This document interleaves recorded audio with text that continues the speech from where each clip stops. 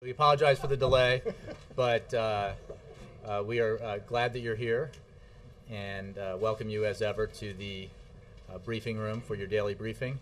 As I think was advertised, I have with me Secretary of Education Arne Duncan, on my right and to my left, Director of the Consumer Financial Protection Bureau, Rich Cordray. They're here to talk to you about student loans and college costs. They participated in a round table just earlier this afternoon that was led by the Vice President with a number of presidents of colleges and universities to discuss ways to provide students with more transparency about college costs to help them make very important financial decisions. So what I'd like to do is first turn it over to Secretary Duncan and then Director Cordray. They'll talk to you about these issues, this bucket of issues. If you could direct questions to them on their issues at the top, after which we'll let them leave and I'll be here to take your questions on other subjects. And with that, I give you the Secretary of Education. Thanks so much, Jay, and thanks all of you guys for giving us the opportunities. As all of you know, post-secondary education is the ticket to economic success in America. But while it's never been more important to have a degree or certificate, unfortunately, it's also never been more expensive. The Obama administration is working every single day to do our part to keep college affordable by helping students better manage their debt after graduation. We've also proposed to extend and make permanent the American Opportunity Tax Credit and to create new incentives for states and institutions to keep college costs from escalating and to increase those completion rates. And we're also working to provide parents and students with the information they need to make smart educational decisions so that they can know before they owe. Each year, colleges and universities send prospective students and their parents financial aid award letters intended to lay out how much it will cost them to attend school. But as you guys know, these letters often look different, contain different information, and often, frankly, do a poor job of making clear how much a student aid will receive in terms of grants and scholarships and how much they'll have to borrow in terms of student loans. This not only makes it difficult to figure out how much college will cost, it also makes comparison shopping almost impossible. And we have the best system of higher education in the world, over 6,000 institutions of higher education. So that situation now makes no sense to me. I just fundamentally think we have to empower parents and students to make a good choice. And that's why we've been working so hard on designing an easy-to-use form that standardizes this information and makes the true cost of higher education much more transparent. We plan to have it available in the beginning of the upcoming school year this fall, and we hope that it will be voluntarily adopted by the higher education community. This is frankly not rocket science. However, I think it is a triumph of common sense. In advance of that, we're pleased today to announce that leaders from 10 universities have already voluntarily adopted 5 data elements from our shopping sheet proposal that will provide much greater transparency for prospective students and families. And these 10 university presidents who we just met with is a fantastic group. I want to thank them for their leadership, their courage, and their commitment. And those 10 colleges by themselves represent over 1.4 million students, fully 5% of the higher ed community. So very significant players at the table today and huge amount of energy and enthusiasm in the room. All of these institutions have pledged to provide every incoming student for the 2013-14 school year with easy-to-understand information as part of their financial aid package. And that includes these 5 elements I talked about. First, how much 1 year of school will cost them. Secondly, financial aid options to pay for this cost with a clear distinction between grants and scholarships, which obviously do not have to be repaid, and loans, which do. The net costs after grants and scholarships are taken into account. Fourth, estimated monthly payments for the federal student loans the student will likely owe once they graduate. And finally, critically important information about student results, including comparative information about default rates, graduation rates, and retention rates for the school. We've worked very, very hard on the access side. That's a big step in the right direction.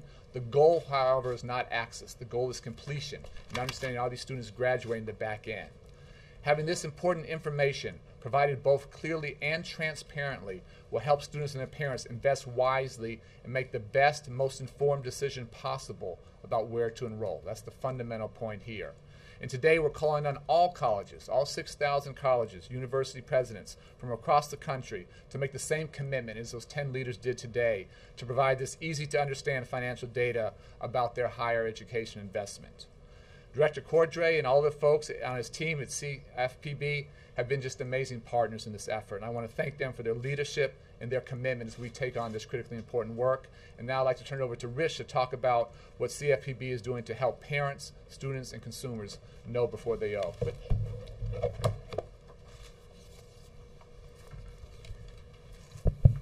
Thank you, Arnie. Higher education is a critical part of the American dream, as all of you know. I'm sure it's been true in your lives.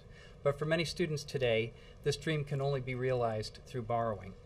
Figuring out how to pay for college can be daunting. It's often the first major financial decision that a student will make, one that will affect her for the rest of her life. Unfortunately, for many families, the process is often complex and confusing.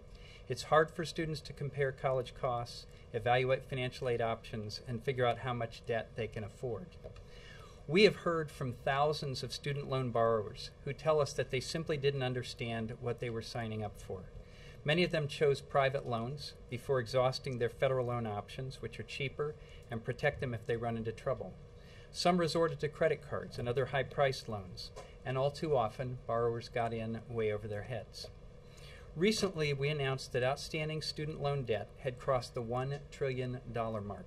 Student loans have eclipsed credit cards as the leading source of U.S. household debt outside of mortgages.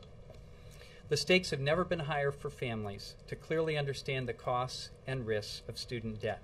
We're still recovering from the worst financial crisis since the Great Depression. While a college education can be a gateway to better job prospects, taking on too much student debt can have real consequences.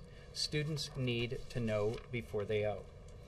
The Consumer Bureau's goal across consumer markets is to give people the confidence and peace of mind that the financial world is not full of tricks and traps that will ruin their lives.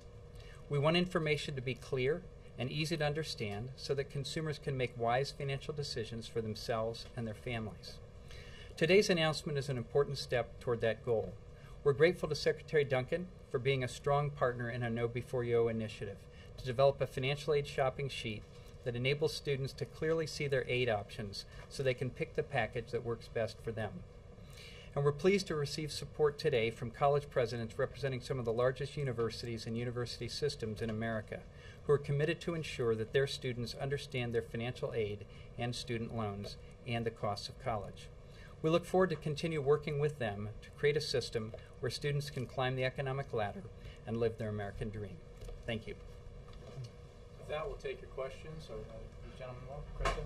Thank you. To either of you, what can you do to monitor the universities who are going to impose these standards to make sure that they're being imposed properly? And also, you talk about encouraging other students to get on board in addition to kind of asking them to do so today. What will you do in the coming days to try to get more schools on board? To be clear, these aren't standards. This is just transparency. This is just basic data. How much are your grants? How much are your loans? What are graduation rates? What do you have to repay at the back end? And we just think America's young people and their families deserve to have really basic information about this huge decision they're making. We think there's going to be a tremendous appetite out there. We don't think universities have anything to hide, and we think just providing that transparency will enable families to make better decisions. So we're going to work really, really hard. Again, great leadership here. These are major, major systems we've already signed on, and our goal is to have 100% of universities sign on as we go into the fall. Karen? Secretary Duncan and Jay, could you respond to the Republican criticism on the student loan bill? They're saying that the Democrats have not responded to their proposals that this legislation be paid for. I think obviously all of us want to get this thing done and get it done before July 1st. And the president's worked extraordinarily hard and traveled the country. The vice president's worked extraordinarily hard and traveled the country. I've done the same. If the Republicans are getting serious about that, that's fantastic. And we hope over the next couple of weeks, we fully expect Congress to do the right thing and to solve this and solve it in a bipartisan way. Does that mean that you're open to a compromise offsetting the cost of it or some of the other ideas? I think it's my job to negotiate from here, but again, our goal has been to have this fixed, to have it fixed by July 1st. That's critically important. For so many not just disadvantaged families. So many middle-class families now are starting to think college is unaffordable. Somehow it's not for them. It's for rich folks.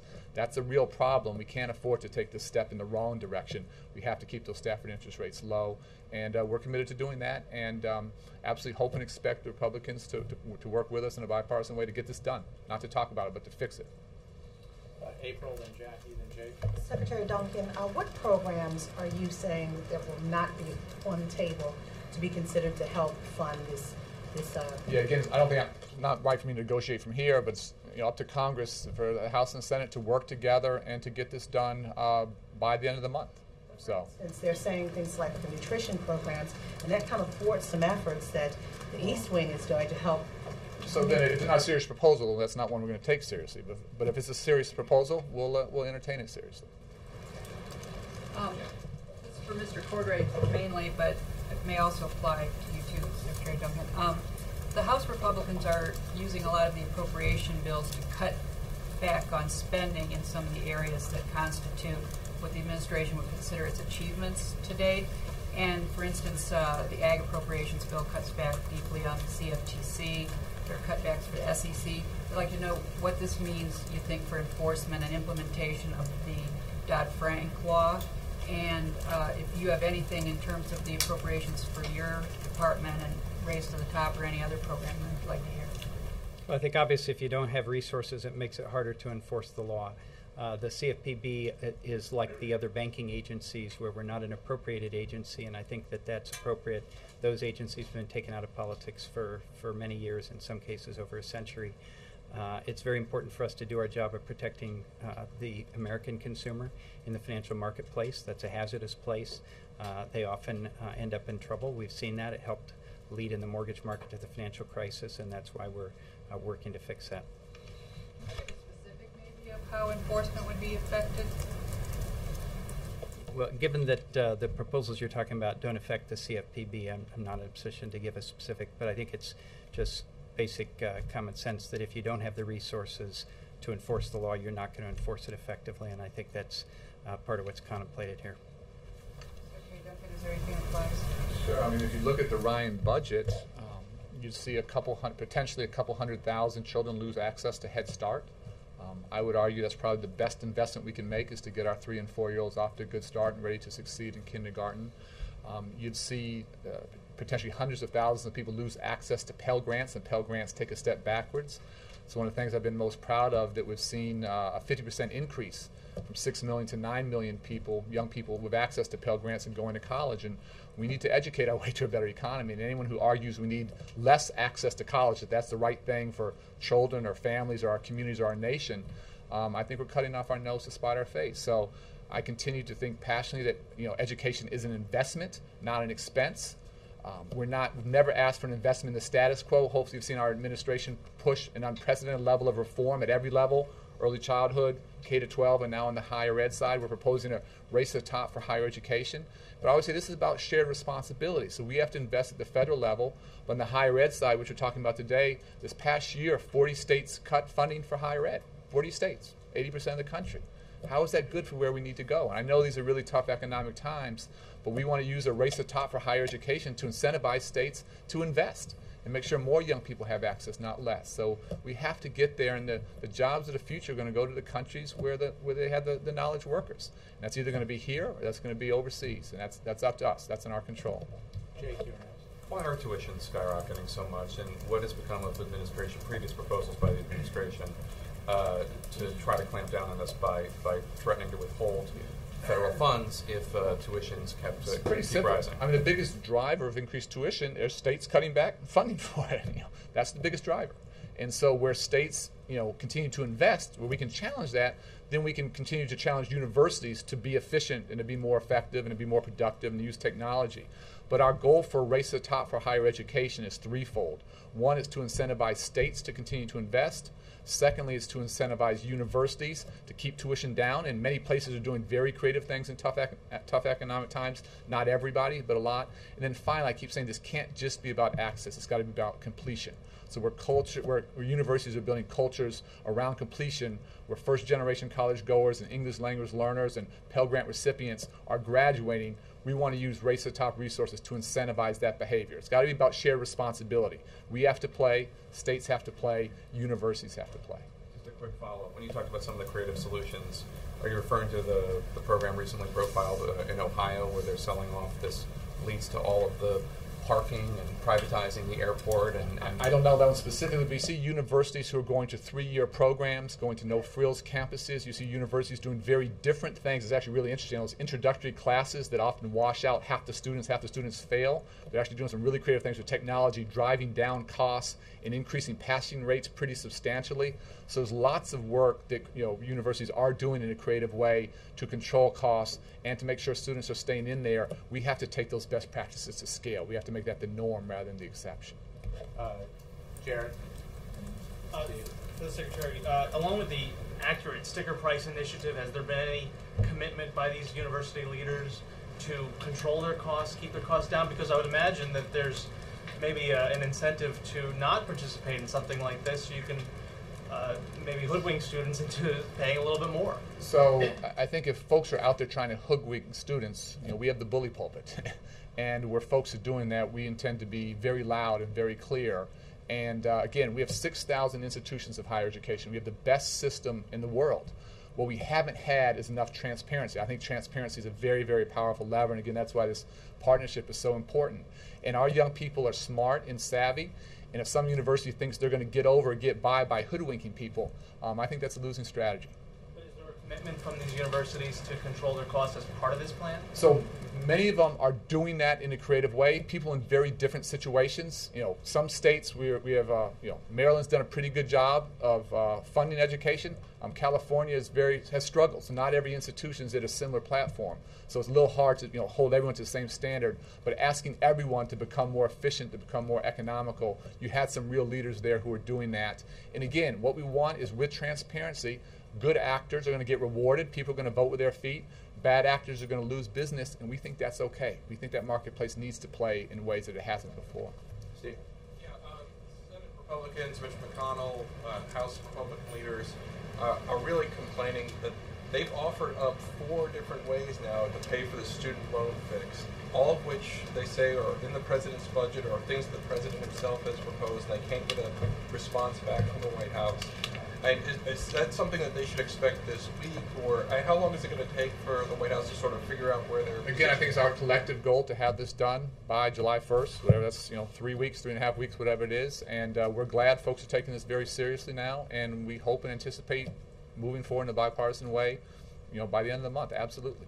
I feel a real sense of urgency. Are you going to be negotiating with them, or is the White House going to be negotiating with them? Again, Congress has to do this together. So we're happy to help, happy to participate, but we need Republicans and Democrats to come together. And if they can come together on nothing else, I think they can come together on education and do the right thing. So we fully anticipate and expect this to be resolved in a good way, and this problem be fixed for 7.4 million Americans. This would impact if it doesn't get fixed.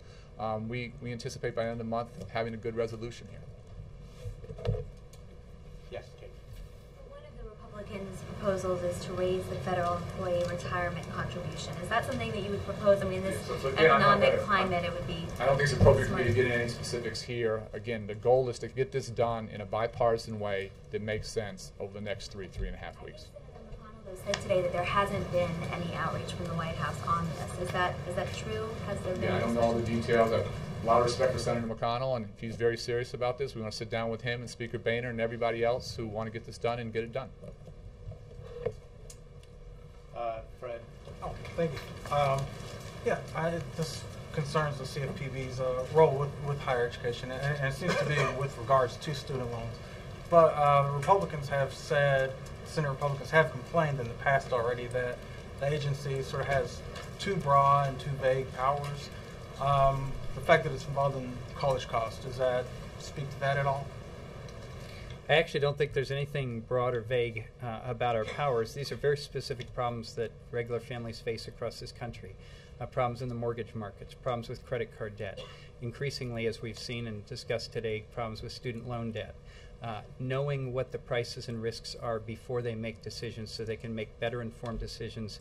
And as Secretary Duncan said, those are decisions that will make the market work better. Everybody who supports a free market should want consumers to be well informed, able to compare, able to make choices. That's what we're working for across all of these markets. And I think it's something that the American people support. I think it's something that they deserve. And I think they have a right to expect basic consumer protections on all of these products that are so important to their lives. Go ahead. We'll take Thanks, last one for these comments. Mr. Secretary, Obama Sing Knowledge Initiative was signed between the world's largest and richest democracies by President Obama and Prime Minister of India, Dr. Singh. Now the high-level officials are meeting next week at the 3rd annual U.S.-India Strategic Dialogue in Washington, D.C. Now, what role your agency will play as far as, because this knowledge is concerned between the U.S. and India, and many universities are going to be open in India by the U.S. universities and colleges. So what is your role, sir? So we've had, as you and I have talked about before, we have a great working relationship with my counterpart in India. He's a man, I think, of tremendous vision and courage. We have real challenges here. I think challenges India faces dwarf, make ours look relatively simple. But I think there's a chance to provide a much better education for hundreds and hundreds and thousands of young people in India. And whatever we can do to help as they build the next system of community colleges, as they scale up what's working, as American institutions start to set up campuses in India, we want to be a great partner. I just absolutely believe that a rising tide lifts all boats. And the more young people across India are getting a world-class education, that's a great thing for your country and for ours as well. And just, do you believe and feel, sir, next week there will be some major kind of initiative, or you will be announcing something major? How many universities? We can come back on that next week. I'm just premature now. Thank you. I want to thank Secretary Duncan, Director Cordray. Appreciate it. And I'll remain to take your questions. Thanks, Jay. Yep.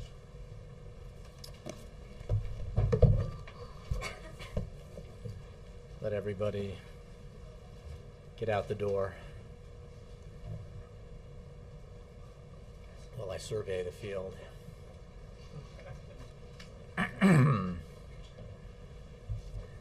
Clear my throat and look to the Associated Press.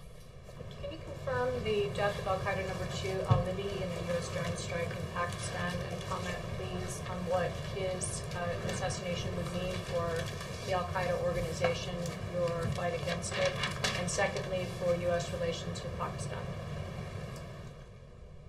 I can tell you that our intelligence community has intelligence that leads them to believe that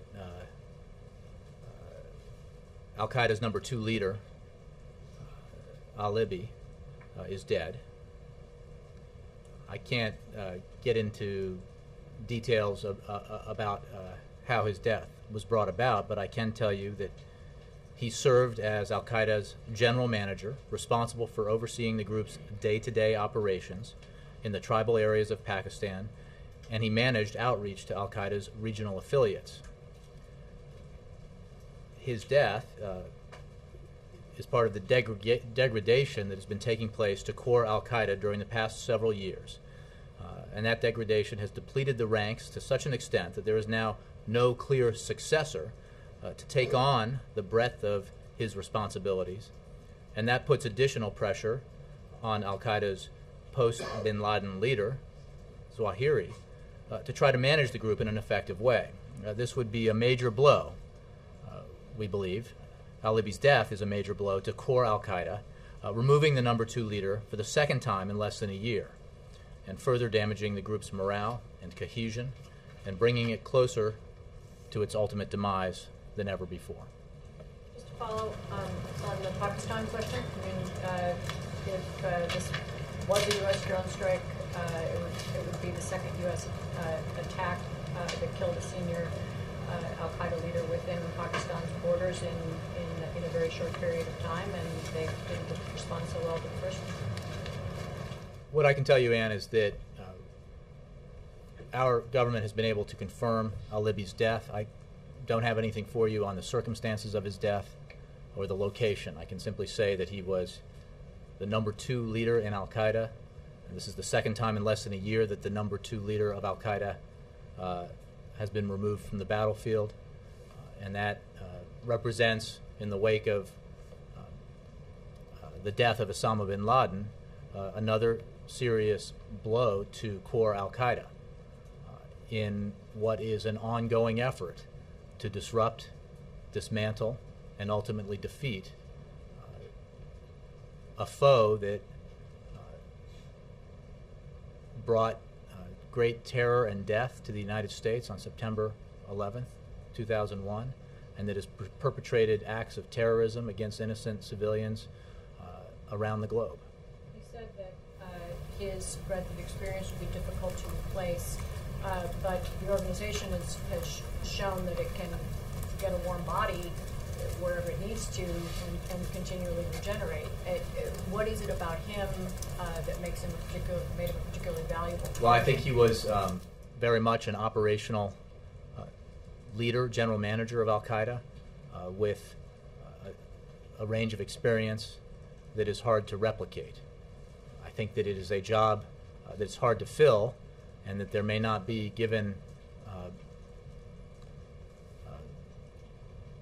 the duration of late that people have held that job, that there could be a lot of candidates hoping to fill.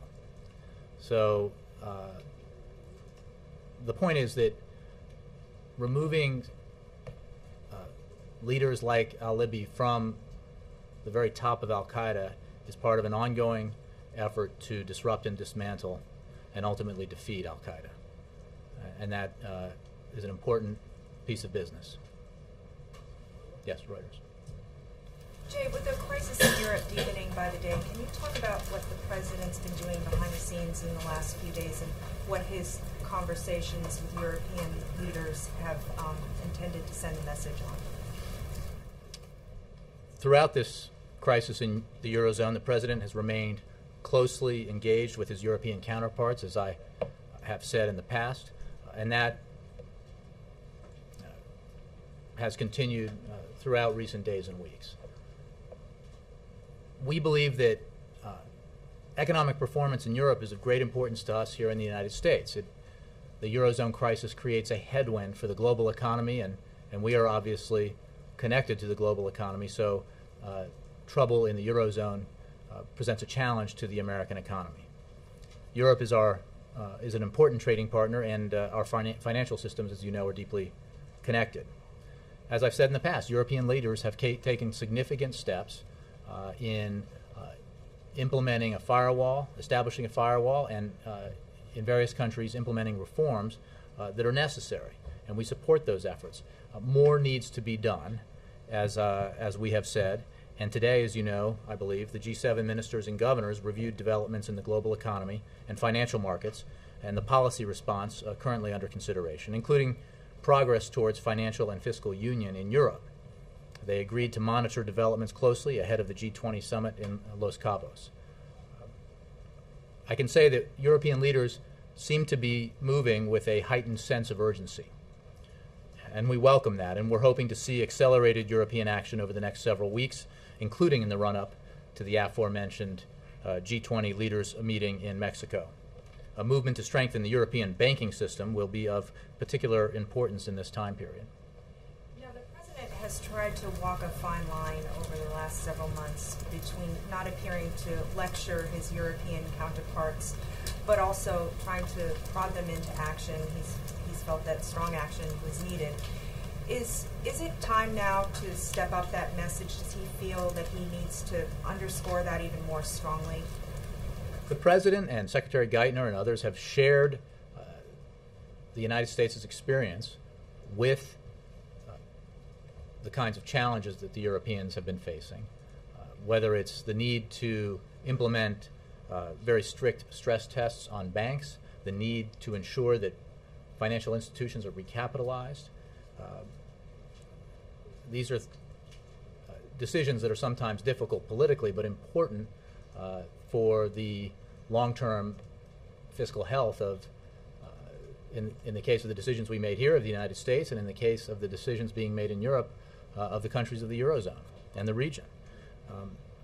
He's discussed, as you know, and he talked about at Camp David, he has discussed with European leaders the efforts that we have taken here in Washington to restart our economy, to reverse the extreme economic decline that was taking place here in 2008 and 2009, and to put the economy on a path towards economic growth and job creation. That focus on growth and job creation is very important in the near term, and as you saw coming out of the G8, there was a commitment by and a consensus from European leaders there to focus on growth and job creation. There is much work to be done in Europe, and we, this administration, the President, Secretary Geithner, and others, continue to advise and consult their European counterparts as they make some very important decisions. Jake. Did your intelligence sources provide information about whether or not there were any other people killed other than al-Libi? I don't have anything more for you except for the confirmation that they have that al-Libi is dead. Beyond that, I would refer you to other agencies.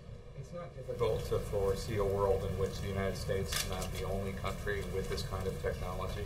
Is the administration at all concerned about the precedent being set in terms of secrecy, in terms of operating military craft in other sovereign nations, and what we might see as a result when China or Russia get their hands on drones?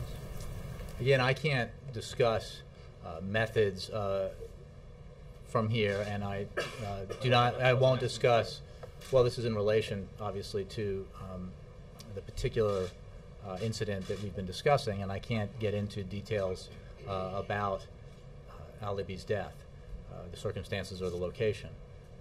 I would simply say that this president is firmly committed to carrying out his policy objective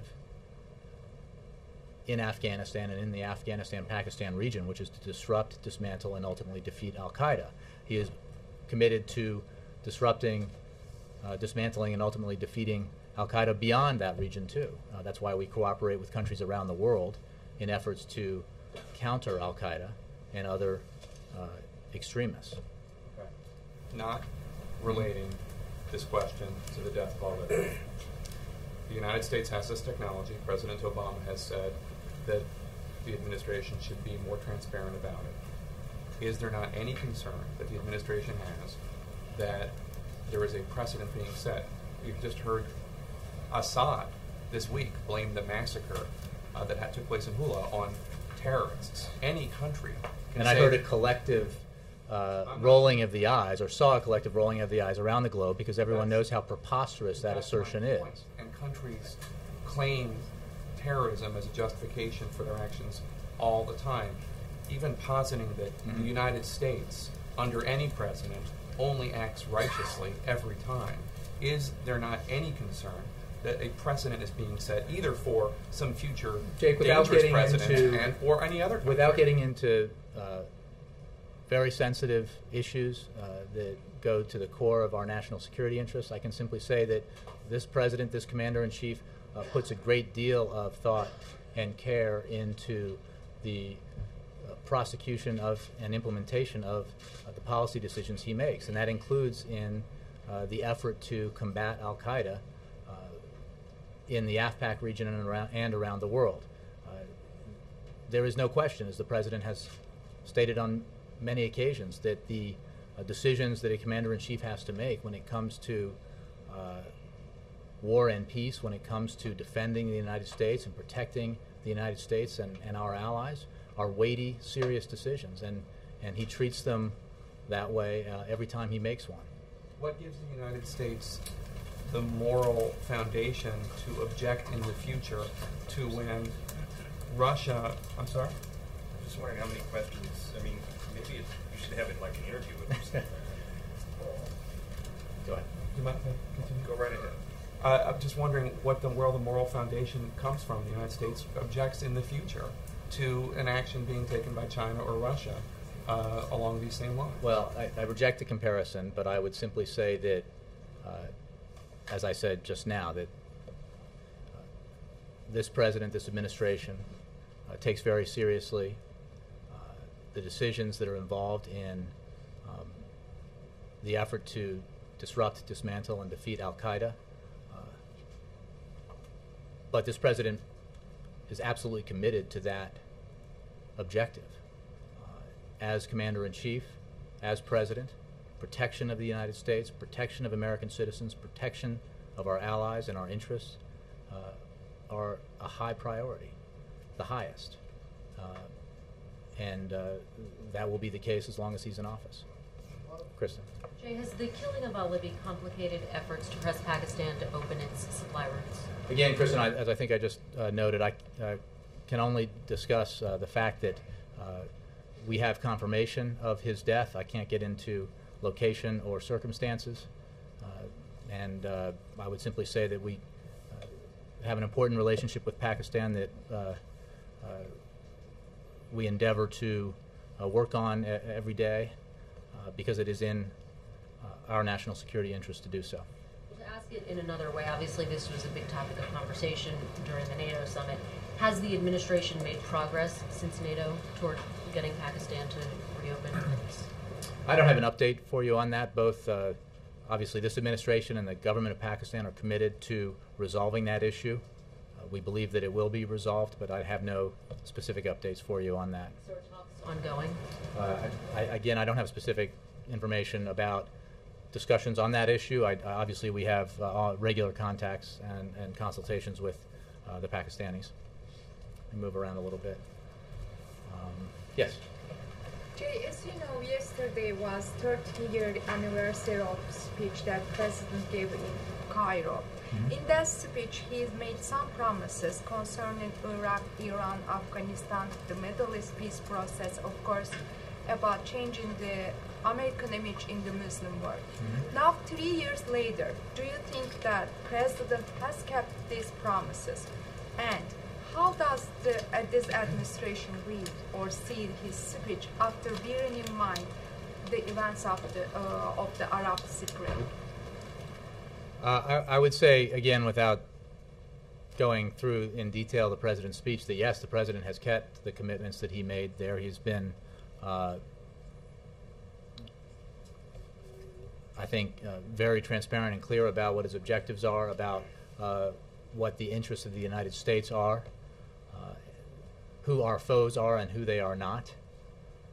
He, as I think you've seen throughout the Arab Spring, has very carefully made clear the United States sides with the democratic desires and aspirations of the people of the region. And while each country is different and the process by which each country engages in a democratic transformation has been and will be different, our commitment to that democratic future is strong and will continue to be so. The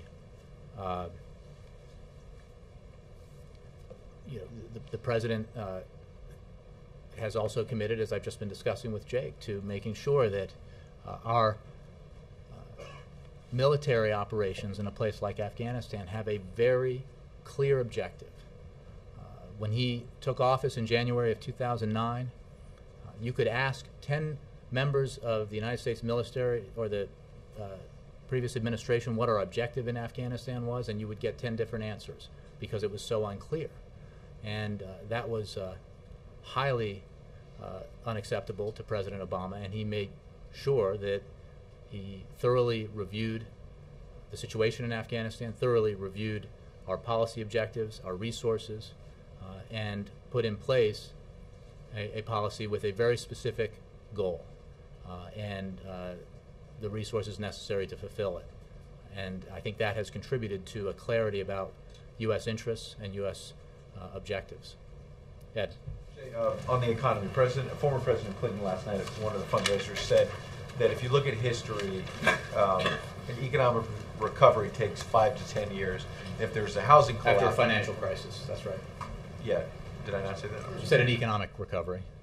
I think there's a distinction between the types of... After a downturn, it takes 5 to 10 years. I think it's more specific than just a downturn. Some shallow recessions take less time to recover from. When you suffer from a financial crisis that precipitates the worst recession since the Great Depression, the hole is quite deep. I think there are important distinctions to be made. Okay, and another distinction he made was that when there's a housing collapse, as there was in this case, it usually takes longer. It could take up to 10 years to turn it around. Does the President, do you agree with that timetable? Well, I think that the President has made clear, President Obama has made clear from the very beginning that we did not get into the mess that was the Great Recession, the worst recession since the Great Depression, overnight. It took a number of years of flawed policy decisions, of an absence of appropriate oversight and regulation, of unfortunate risky behavior in our financial markets to precipitate the economic freefall that we all experienced in 2008 and 2009. And it will take a long time for us to get out of the hole that created. What he has also said is that he, working with Congress and other folks, he has presided over a situation where that severe economic decline was halted and reversed. A situation where almost 9% shrinkage in our GDP has now turned around to the point where we've seen 2.5 years of economic growth, positive GDP. A situation where we were losing 750,000 jobs per month to now a situation where even though growth in jobs has not been satisfying, it has not been enough, it has created 4.3 million private sector jobs. We have more work to do. There is no question. I think that's what President Clinton was speaking to, and certainly what President Obama talks about all the time. So may it take up to 10 Again, years? I'm not an economist, and I think we all believe that we need to do everything we can to bring about the day when the 8 million jobs that were lost as a result of that recession are recovered, and that we are in a situation where not only are we back to where we were before, but we are stronger economically. We have a foundation economically upon which to build in the 21st century that doesn't rely on financial bubbles or housing bubbles or dot-com bubbles, but relies on strength in our manufacturing sector, strength in education, strength in innovation, and strength throughout the country economically. Last thing President Clinton also said, remember me, I'm the only guy that gave you 4 surplus budgets out of the 8 I sent. Is it awkward for President Obama to hear President Clinton say that when he has not had surpluses? Yeah, that is a profoundly interesting question, that you would phrase it that way. The point that President Clinton was making, and I concede that he makes it well, but I will attempt on my own to make it, is that when he was in office, he inherited a deficit. After 8 years in office, he presided over a number of years of surpluses and turned over to his successor an economic circumstance which was judged by the CBO and everyone else to be one that would produce surpluses as, quote, far as the eye could see. 8 years later, when President Obama took office, handed the Oval Office by his predecessor, a Republican president, we had the largest deficits in history up to that time. Something happened in those 8 years, and it was not fiscal responsibility, and that is unfortunate. We had a situation in 8 years where record surpluses were turned into record deficits. So claims by those who supported the policies that led to record deficits, that they are the bastions of fiscal conservatism, do not meet the laugh test. It's just not borne out by the facts. We need to work together. This is not about one side being better than the other, and I think it is important to bring it back to this. What was a fact under President Clinton is that he had a contentious relations with Republican Congress, but in the end he had Republicans in Congress who were willing to work with him to help bring about those surpluses, albeit in economic times that were not nearly as strained as we've experienced in the last few years, but still, it takes bipartisan cooperation. And unfortunately, we have not seen enough of that in the last several years. But hope springs eternal, and this president is committed to putting forward the kinds of proposals that address the weak spots in our economy. I mean, look at where we still have weaknesses in our economy: in construction, in state and local employment, especially in education. These are areas where the President has put forward specific proposals that would boost employment and boost economic growth. The kinds of proposals that should, I think, earn bipartisan support. The American Jobs Act, which a portion of which was passed by this Congress, the extension of the payroll tax cut and the extension of unemployment insurance, had within it elements that Republicans in Congress refused to vote for, that outside economists said at the time would create more than 1 million jobs.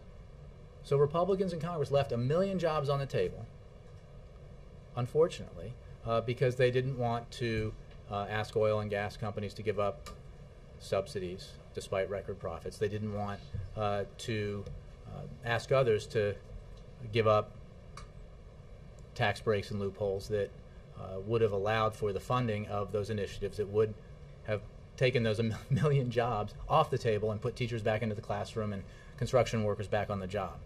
The employment picture would look a little different today had they chosen otherwise. And those proposals remain on the table and available for action. Alexis. Unemployment insurance. Can you just clarify, what is the President's message to the millions of people who have been unemployed for 6 months or longer about their worries that unemployment insurance will trigger off? Is the President going to fight to extend that? Look, the President fought very hard and faced quite remarkable resistance to extending unemployment insurance in December and again in February, I believe it was. The fact is, we need to take a number of steps to strengthen the economy and create an environment where more jobs are being created by the economy. And that is what's needed right now. I don't have anything specific for you on new proposals or, along the lines that you suggest, but this is not calculus. It's just math. We know what we can do to improve the employment picture and improve the growth picture. We've been studying these issues quite a bit, and you have too, for a number of months and years now.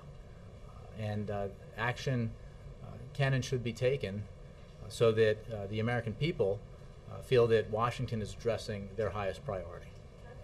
If the President were, by some miracle, to succeed in getting some of these initiatives through, is he concerned that adding to the deficit would bring the debt ceiling closer, not push it further out? You're aware that, of course, the American Jobs Act was paid for entirely.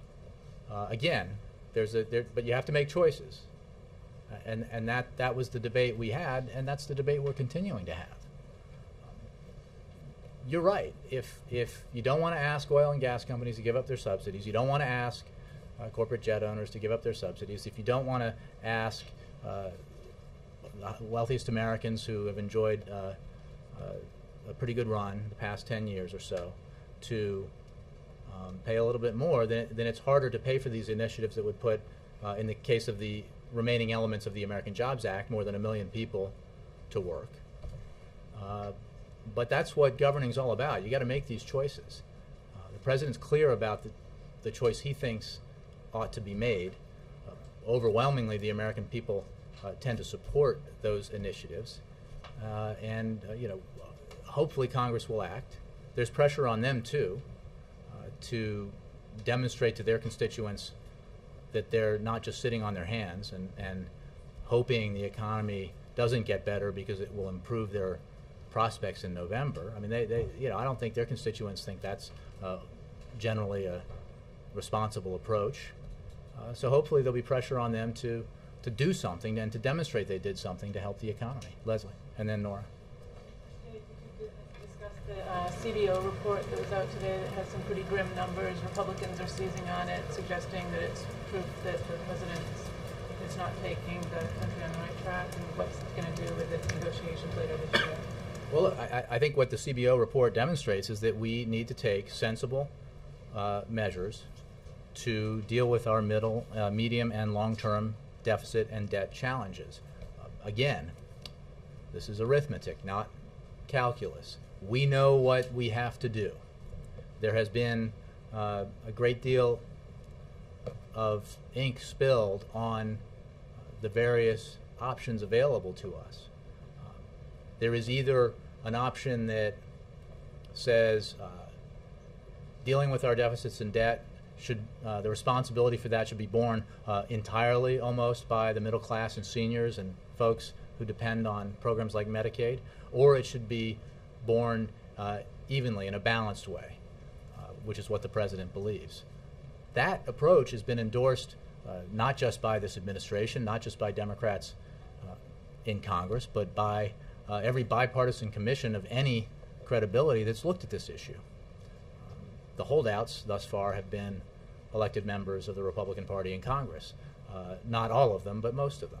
Hopefully that will change too. There are occasionally glimmers of hope on the horizon with regards to recognition of the need to take a balanced approach to our deficit and debt challenges. Look, this is a responsibility that everyone needs to take and to bear, dealing with our deficit and debt.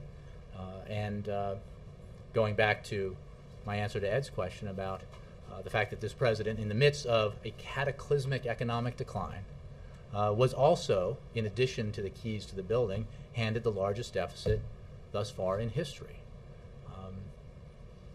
Plus the need to take dramatic steps to prevent a depression. Dramatic steps that we're seeing almost across the board as including the need for a program like the Recovery Act. So he also took steps like saving the automobile industry that was not popular at the time, but has gained more and more adherence in retrospect as every week passes, because it's been the right thing to do so obviously when we see the numbers coming out of Detroit. You know, these are tough calls and tough decisions, and there's no question that they created a situation where we need to take action on our deficit and debt, and we need to do it in a balanced way. Nora. Return to that Eurozone crisis affecting the U.S. economy. Does the president believe June is the month that European leaders have to get something done? I haven't heard him give a date or a month. I think, as I just said when discussing this earlier, we have noted that European leaders, European officials seem to be acting with a sense of urgency, and we anticipate and hope that there'll be expedited action in the weeks ahead in the run-up to the G20. But I don't have a deadline to provide to you. I think Europeans are fully aware of the situation that they find themselves in, and they understand that, I think, as you would expect, you know, what the options are and what steps are available to them that would help stabilize the situation, stabilize the banking sector, and help them emerge from this crisis. The Treasury Department said today that finance ministers from the G7 countries, along with central bank presidents, had an emergency conference call. What's the emergency conference call about? And well, I mentioned that when I was answering questions on Europe, that today the G7 ministers and governors did meet via teleconference and reviewed developments in the global economy and financial markets and the policy response under consideration, including the progress towards financial and fiscal union in Europe. I think there's no mystery to the fact that, as I have said, that there's a need to act with some urgency. Europeans have it very much within their capacity to deal with this situation, and we have provided consistent advice and counsel based on our experience in how to deal with this, and will continue to do so. How worried is the president about the? I think he's very clear that he recognizes, as I said earlier, that Europe is a very important trading partner to the United States, and troubles in the European economies have an impact on the American economy because of that relationship. Our financial systems are very integrated, and trouble in the European financial sector can have an impact on the American economy.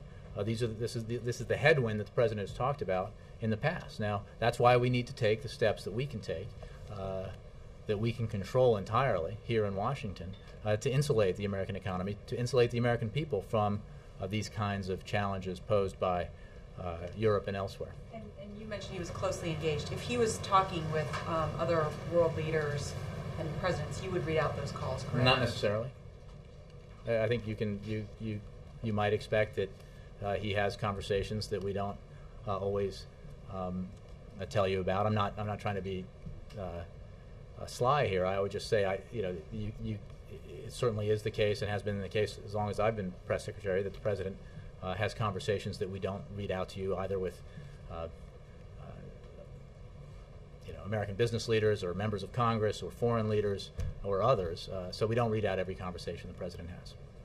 Yep. Jay, what are your expectations for the upcoming Friends of Syria, the next phase of that Friends of Syria process? It's part of a concerted effort to unify the international community around the notion that there needs to be a political transition in Syria, to help the opposition in Syria to organize itself, and to bring diplomatic pressure to bear on the Assad regime, as well as pressure through sanctions and other means, to help facilitate that transition. And that includes, and Secretary of State Clinton has been very clear about this, as have others, that includes working with other members of the United Nations Security Council, in particular Russia, on the need to take steps to bring about political transition in Syria, take steps to prevent Assad from continuing to brutally assault his own people, because there is not a whole lot of time available to the international community before that situation, at least potentially, devolves into a sectarian civil war, a situation that could spill beyond the Syrian borders and could involve other countries in the region. And that obviously is profoundly not in the interests of the Syrian people, but it's not in the interests of countries of the region. It's not in the interests of any member of the United Nations Security Council. So that's why we need to work collectively to ensure that that does not transpire. Are you ready to say this is the last such meeting before it devolves into that? No, I'm not going to draw any lines in the sand. I simply will make the point that there is a need to act urgently because the situation in Syria demands it. Okay. Is the President monitoring the recall election in Wisconsin? And if Governor Walker isn't recalled, what do you think that says about the mood of the country? I'm sure I know the President is aware of the recall election. I think he's got some other responsibilities, so I know that he's not following it minute by minute, but he's aware of it. You know that he tweeted about it earlier and stands with the Democratic candidate, Mayor Barrett, in this race. I would simply say, not speaking for him because I haven't had this conversation with him, but noting what others have noted in your profession and elsewhere, that a race where one side is outspending the other by a ratio of at least 8 to 1 probably won't tell us much about a future race. And it looks like the Highway Bill conference is about to collapse. Is the President prepared to make calls, invite members of Congress in? Because obviously both Republicans and Democrats want to... Well, the President's prepared to make the case that we need to take action on the surface transportation bill, on investments in infrastructure, precisely because this is an area that has been identified rightly as a soft spot in our economy, an area where we can take steps to help improve economic growth and job creation, the construction industry. So I don't have specific action plan to read out to you, but it really is vital that Congress get its act together and pass some of these important pieces of legislation that have, in the case of surface transportation, in the case of the aforementioned student loan rate legislation and a host of others, have enjoyed bipartisan support in the past, and there is no reason why they should not enjoy that bipartisan support today and in the future. So we can expect him to get personal. Again, I don't have an action plan to provide to you, but it is essential that Congress do its job. Yeah, Jerry. And then David. Thank you. Yesterday, last night, President Clinton said that the GOP and Mitt Romney have adopted Europe's policies. I was wondering if President Obama agrees with that statement. Well, I haven't had that conversation with President Obama. I think others have made the observation that